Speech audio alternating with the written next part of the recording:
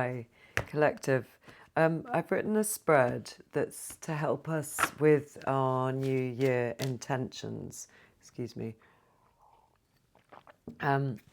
Sometimes the hard bit with intentions is not once you know what they are, it's quite easy. It's sometimes honing them and doing the work that gets you to find exactly what it is you want, that brings you your wealth. Right, so I'm going to cut the pack, and it's a very simple 5-star card spread, and basically it's how to end the doubts, any doubts that you may have with your new year, new moon, or just general intentions, and how to get the results that blow your mind. Right, card number 1, you in relation to your desires and intentions. That's nice. We've got the 4 of Wands and the 8 of Cups. How to unlock knowledge of what it is you really desire. 10 of Pentacles. And advice for clarifying this intention. 9 of Wands. It's interesting, I wasn't sure if it wanted to be in reverse or not. And how to overcome any doubts that you may have with around your intentions. 2 cards, what have we got? 3 of Cups and the Justice. And how to get results that exceed your desires. That's lovely, Knight of Cups. I've got this ring light on because it's really dark in here. The lighting in my room is a little bit, moody. Doesn't really work for this, but I don't like the feeling of it. Anyway, never mind, we're here. So, you in relation to your desires. We've got the 4 of Wands and the 8 of Cups. So, you're ready to partner with them. I feel like there is a sense in which you are ready for that kind of stable, celebratory partnership of the 4 of Wands. It's a very active, stable, but fiery, celebratory energy. It's not unlike Beltane, which we're coming up to. It's got that kind of feeling almost, I mean, it's not a maypole, but it's got the greenery and the celebration and the fiery feeling, and it is in Wands. So you in relationship to your desires, you're definitely ready to partner with them, and you've got a lot of energy for it. And you're also not unhappy with what you've already achieved in life with the 8 of Cups, but you just feel as if, and maybe it's in relation to your desires, you're not unhappy with the way that you're relating to them, with what they are, but what you need to do is hone the way that you're relating to them. You need to find a new way to work with them. I think you're understanding that the way that you've gone about manifesting your desires in the past might not be quite right, and you need to, without knocking over any of your previous techniques or things that you've loved in your life, you need to sort of pull everything into a new kind of relationship.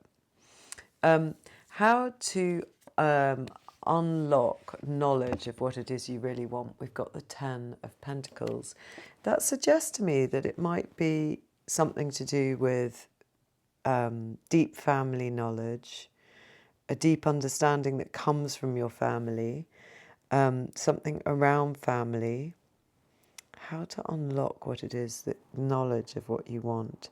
There's some deep, complete, because it's a 10, understanding that comes from your kin, your clan, your people, whoever it is you relate to as your own. And that is going to be... It also suggests that real knowledge of what it is you desire would come from understanding how it benefits the whole. So looking at it from all sides, I suppose. Looking at it from your family's side, from your community side, from a kind of more global perspective. If you can do that And maybe with the wisdom of the ancestors. I don't know whether you ever do any ancestor work or talk to the spirits that you have working around you with any of your ancestors who are in spirit, but I think that is going to help you unlock it. I don't know whether it could be through dream work, through journaling, but talking to ancestors specifically, through journaling about your path through this family and this life so far, and what it is you've learned. Because this card suggests real richness, and whatever it is that this would bring in terms of your desires would be incredibly valuable. So what it's wanting to do, the card is wanting to push you to some sort of enrichening, some ultimate enrichening of how to unlock what it is you really want, the knowledge of what you really, really want.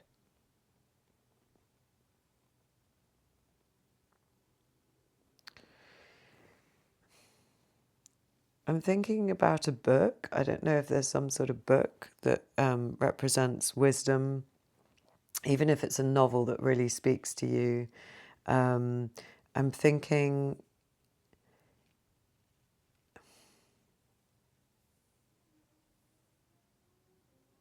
You have to think about... It feels like you have to think outside the box and be a bit more ambitious than maybe you would normally be. So how to unlock true knowledge of your desire is you have to think about the absolute apex, the pinnacle of what it is you would want, because this represents wealth, stability, the culmination, but also family, community, all the things that make us happy. And so maybe it's about aiming a little bit higher than you've usually done, because it feels like such a complete, rich picture. And you can't really get to the knowledge of what you desire and be really excited by it until you dare to ask for the full gamut of what it, the full picture for whatever it is that you would want. Something hugely ambitious is what I'm feeling. Oops. Oh, shoot. I've lit this candle and it's just, now here, and it's, I've put it on a surface that I hoped would mean it didn't drip all over the tablecloth, but it has. Okay, so that's the second position. And advice for clarifying your intention further is the Nine of Wands. I love this. It's your wounded healer. What have you learnt? What it wants you to do, I think, is look at what it is you've learnt that hasn't worked for you, where it is that you give your power away, where it is you feel defensive, where you feel you're letting yourself down somewhat, in what ways you're not really fulfilling your full potential. So if you could just delve into those without getting too stuck in that energy. So I'm slightly shielding my eyes from this damn light. Almost want to turn it off. I'm sure it's a bit blinding. That's better, I can see straight. I think it actually sort of takes my sight away. So if you can think of all the areas that niggle at you, so some examples, places where you don't feel that you're belonging, places that you feel that you might not be earning the money you need, not being honoured, your voice isn't being heard properly. Because look at him, he's very beleaguered. He's put up a fence, so it might be areas in which you're quite defensive. So advice for clarifying your intention, look at areas where you are quite defensive and think about what it would be like if you didn't need to defend yourself anymore. What if you were such a person, your desires have become such that those areas weren't vulnerabilities for you anymore. And if that doesn't resonate for you, or even if it does, in addition, why don't you think about areas in which you've learned some really good lessons that you could expand on and use that sort of well-worn,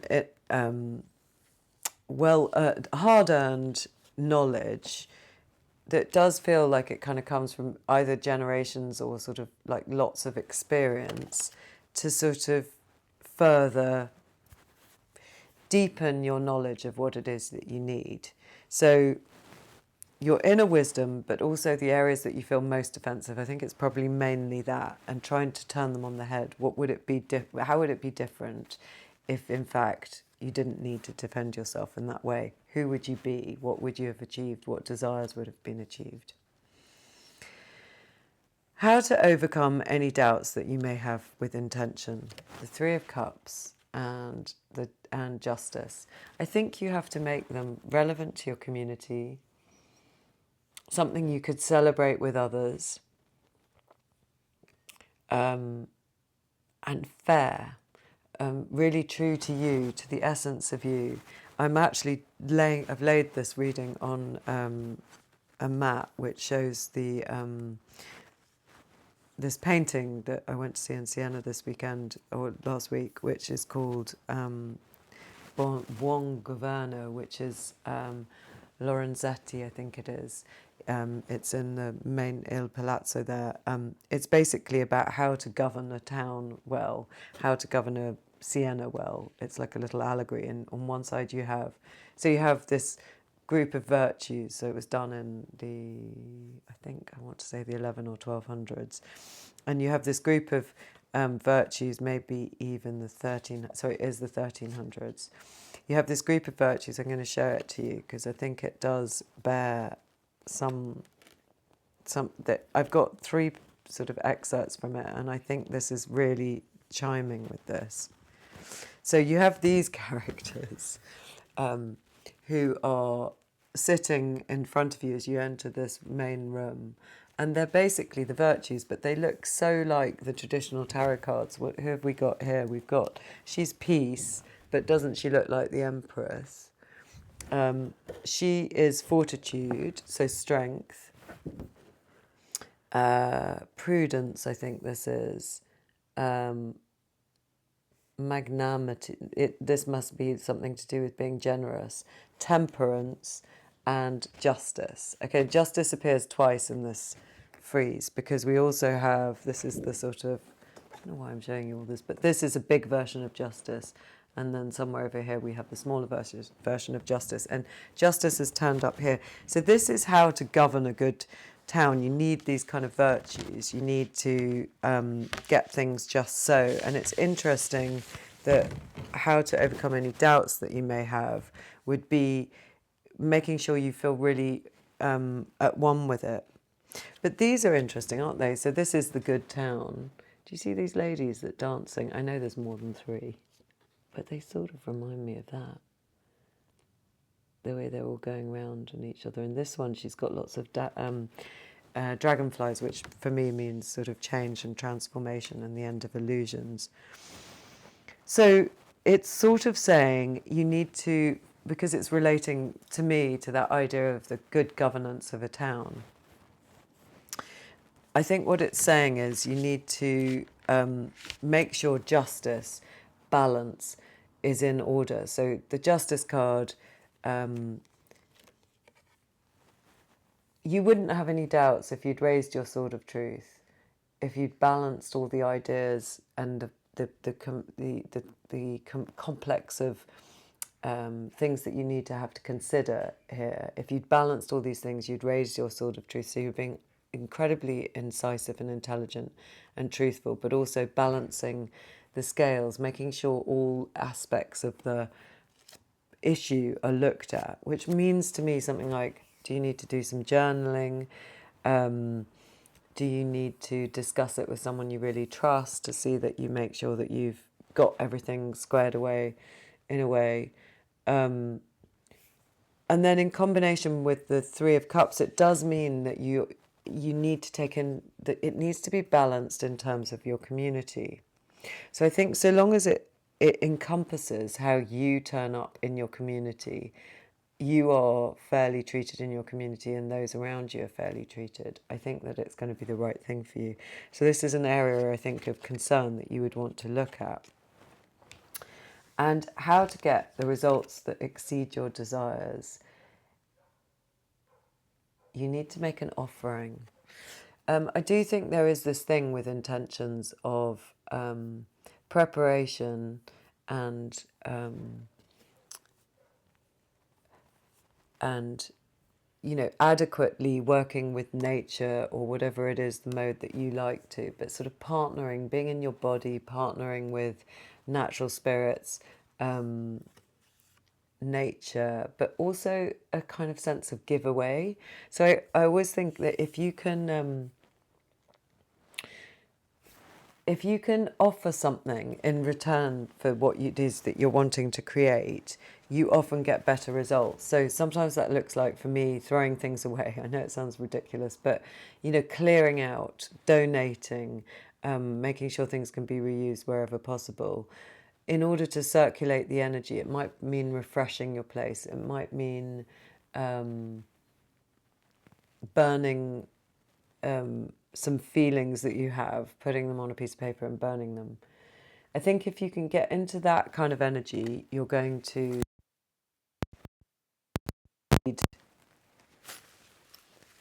even, you know, that will be the making of your spell. Sorry, I'm slightly haltering because it's all sort of new for me doing my own spreads, but I think it's quite useful. I'm going to pull a couple of charms just because they happen to be, oh, just one. What's come out? They happen to be, look at that. Now, what is that symbol? It's like the kind of Celtic symbol for eternity. I used to draw this on all my rough books and things at school without really knowing what it was at that age. Let's see if I can get that in focus. Strange. That doesn't... There you go. It's slightly in focus. It's like a symbol that does that and then goes around like that. Now, it must mean something in Celtic mythology. To me, it means the kind of wheel of fortune, the energy of life swirling around and keeping the movement going. It does have strong Celtic references, and I'll look those up and see whether we can find anything that feels relevant to that. To our reading, and I'll put it in the notes. And then I'm just going to pick a couple of cards. Is there anything else that you want to say on these intentions? Maybe what I'm going to do actually is cap each one of these. So firstly, you in relation to your desires, which was the Four of Wands and the 8. Oh, look at that.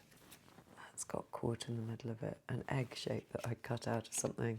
So it's sort of saying that there's a really potent, I don't know how that got in there, there's a potent new beginning coming. So we had originally the Four of Wands and the 8 of Cups, you in relation to your desires, ready to partner and ready to reinvent the way that you do this, partnering with your desires. And now we've got the Lovers. So again, a card of partnership. I think this is really great.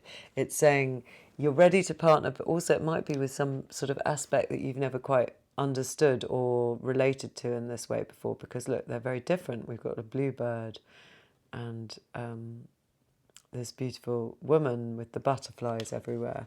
So it's sort of ready to partner with some techniques or some ideas that you've not partnered with before. Great. How to unlock the knowledge of what it is you really want, which we had the Ten of Pentacles, which was talking to me about, you know, books, deep wisdom, and exceeding your parameters of what it is that you think you could have. Oh, now we've got the Empress with her, with that. That is really, really some potent advice on how to get the knowledge of what you want. You need to really aim high with the Empress. She is the ultimate generator, creator, tender. You know, if you were to go to her and petition her energy and ask her to help you, I mean, look at how abundant that is. To me, this is saying what you really want, if you really admitted it, is much more ambitious than you're prepared to admit on a day-to-day basis. And maybe your intentions generally don't have enough fire behind them because they're not really what you want. What you want is something that you think you can't have. So I think you need to double down and really dig deep about what it is your wildest desires are, and then kind of work back from there and think, okay, what is it that's stopping me thinking I could be that person? Because I think what we're seeing here is that it's a moment to sort of up your game by a few percentage, I would say, by quite a lot. And then advice for clarifying your intentions. We had the wounded healer with this 9 of Wands. So looking at areas that you are defensive in, that you feel a bit pissed off in, and trying to turn that into a positive, but also working with your inner wounded healer. So the wisdom that you've learnt over ages. And what have we got here? The 9 of Swords. Yeah, that's interesting. So 2 9s. I love it when this happens. So in order to clarify your intentions, we're working with some more sort of shadow energies here. We're saying you're looking at your wounded healer, you're looking at where you feel defensive, and now you're looking at, with the 9 of Swords, you're looking at areas where this is basically in the Rider-Waite, where you'd be lying in bed and really, really worrying. We're looking at turning your worries on their head, grasping them and turning them into something more positive. Why are they coming to you at night? What is it that you're not facing? There's some sort of shadow work that you need to do. The things that you really, really worry about maybe are so, they could be sort of money worries or love worries, or things that you push to the back of your mind that come out through dreams, or deep anxieties. I think face them, because they're potent little energy pockets that probably are turning a little bit kind of gargoyle-ish because you're not looking at them, you're not talking to them. And if you were to think, okay, say it's around money or something, and you wake up in the middle of the night and you're worrying about that, like, make friends with it, talk to it, bring it down a little notch or two, let it become something that's realistic, not kind of wildly exaggerated in your mind. Yeah, that's the kind of energy that I think we're talking about. It's interesting, isn't it? And what do these eyes all over her body mean? It's almost as if they're all kind. Look at that pair of eyes. They're really shocked at the top. So things that shock you and worry you, and the idea of maybe being looked at and judged. Where do you feel judged or looked at? Because it will be your imagination, almost certainly. And it's interesting, this image, because one side of it, there's actually a really beautiful scene starting to emerge. But she's got her back to it, and she's in this kind of strange, vulnerable, nighttime feeling where there are eyes on her. I mean, it could indicate, for clarifying your intention, you need to think about where you need some protection. Do you need to do some protection magic? Do you need to... if you were to feel that you'd somehow protected your space so that there was nobody else in it, that you weren't thinking about other people or things that threaten you from other people's those kind of perspectives, would you then be able to kind of calm your mind enough to really think about what it is you want? And would you dare to want it? Are you worried about people being jealous of you, I wonder, with this? So it does feel very vulnerable, doesn't it? And all these eyes on you. Maybe this is why you're not aiming big enough, and why you need to. You really need to get knowledge of the fact that maybe you've been dumbing down your intentions because you worry that you're going to need to defend yourself from these prying eyes. It's going to be a worrying thing. I think there is a shade of that. And then how to overcome your any doubts you may have with your intention, where we had the community card, the celebration card of the 3 of Cups, and justice. Let's cap that one now. How to overcome any doubts. We've got 2 more cards, the Judgment and the Knight of Swords. Wow. How to clarify, how to overcome any doubts. So it's interesting, I pulled a version of this reading to start with, and then I got interrupted. So the first card out then was the Knight of Swords, which is rushing in to take a punt. So it showed me you were ready, but I worried whether you were going a little bit too fast without thinking about it. And there was a sort of franticness to the action, because the Knight of Swords in the Rider-Waite does sort of rush in to take a chance, but he's quite frantic. So now that it's coming out on how to overcome any doubts that you may have, it's saying take action, actually. And she's taking action on the back of, rather than a horse, on this white feather. So it feels like ancestral or angelic help. So think about asking for that kind of help. It's interesting that she's got all this print on her. What does that say? What are those words? Right to worth. Wow. Let me see this. What does it say? Right is worth the cost. Right is worth the cost. Okay, so that is amazing, isn't it? It's saying, so to overcome any doubts that you have, you've got to realise that there might be a little bit of cost, but it is worth it. So that's a wonderful message. It's saying, dive in, take some action. The lesson that you need to learn with the ancestors at your back, with this angelic help at your back, is that there will be a cost, and it's worth it. It's worth it for you to be your most magnificent self, particularly if there is some issue around jealousy and worrying about being too on show. It's saying it's worth it. You will prevail, and with it, we've got the Judgment, blowing her own trumpet. I mean, normally we think about the people rising here, but actually we're just seeing the character blowing her, which is, in the Rider-Waite, there's all these people rising out of their watery graves. Here we're looking really at this wonderful angel, who's actually a rather elegant woman, blowing her own trumpet. I think it's saying, blow your own trumpet. You will be safe in your community. This is fair. It's fair that you should have what you want, as well as everyone else having what they want. It's worth it, even if it ruffles a few feathers, for you to blow your own trumpet. That's your revelation. I love it. And how to get results that exceed your wildest desires. So we had the Knight of Cups, which is you offering something. And what have we got here? The Six of Cups. That also came up in your last version. I love it. So 2 lots of love. So how to get results that exceed your desires. Well, I particularly love this depiction because it means something to me. The traditional reading of the Six of Cups would say, connect to your nostalgic, childlike wishes, things that you've always wanted to do or be. Is there something that was always like on your radar from a very young age, or a teenage or early 20s, or however, whatever young means to you. You might be in your early 20s, you might be in your mid 20s, so young might be really, really young.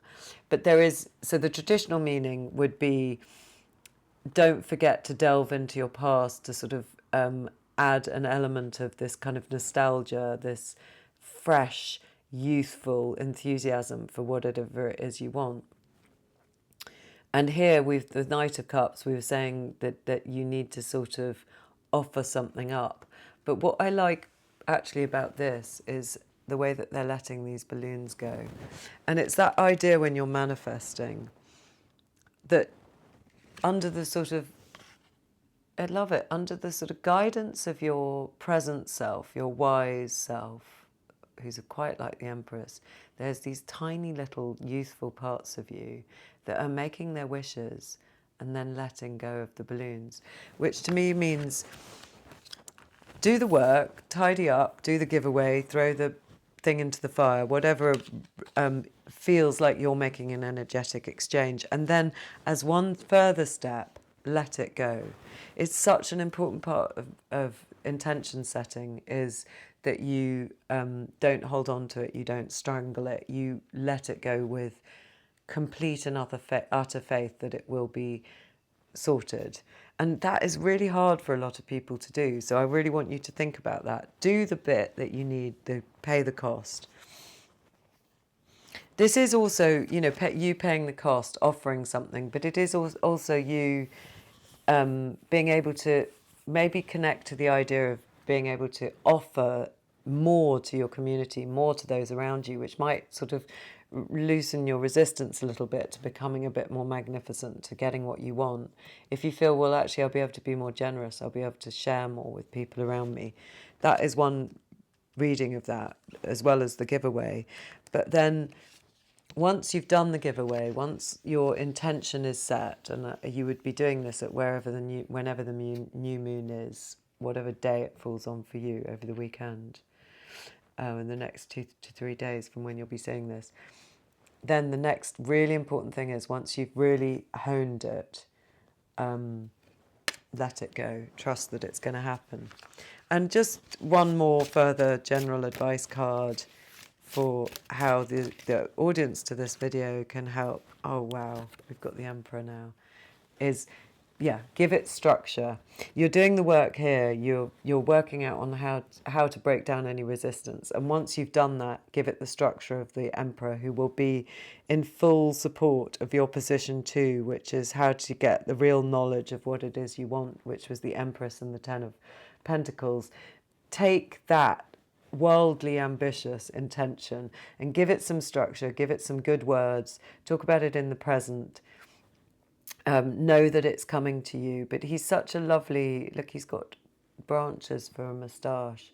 Does that mean that actually you want to go out into nature to do this? And look at how he's adorned with all these flowers. Maybe you want to do some lovely spell work with flowers and nature, but also build a really good structure, as in a sentence, something that you can write down somewhere, maybe do a bit of candle magic with.